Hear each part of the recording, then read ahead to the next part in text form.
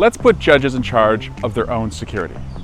Here's why we need to do that. Judges are making decisions today against Donald Trump's executive orders. And guess what happens? He goes after them. His MAGA base goes after them.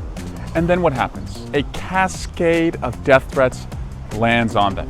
They get death threats not only to their offices, to their homes, to their families, and it's only getting worse. So here's what we can do. We can put security in their hands. You're probably asking, wait, why aren't judges already in charge of their own security? Well, what's going on today is that judicial security falls under the executive branch. That probably would be okay in most administrations, but not this one. This administration has highlighted that when judges are not in charge of their own security, and it's determined by the executive branch, and the executive branch is the one who is bringing the threats against them, their own security could start to creep into their deliberations.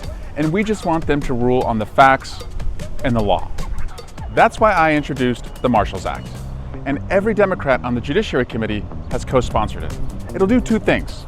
First, it puts the U.S. Marshals Service essentially under the judicial branch. So the Chief Justice of the Supreme Court, working with the Judicial Conference, will appoint U.S. Marshals across the country.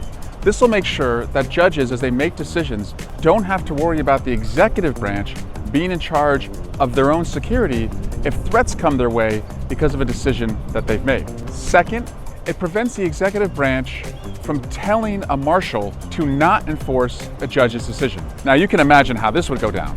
A court issues a decision, tells a marshal to enforce it, and then Donald Trump doesn't like that the decision went against him and overrules the court and gets involved and tells the marshal to do something different.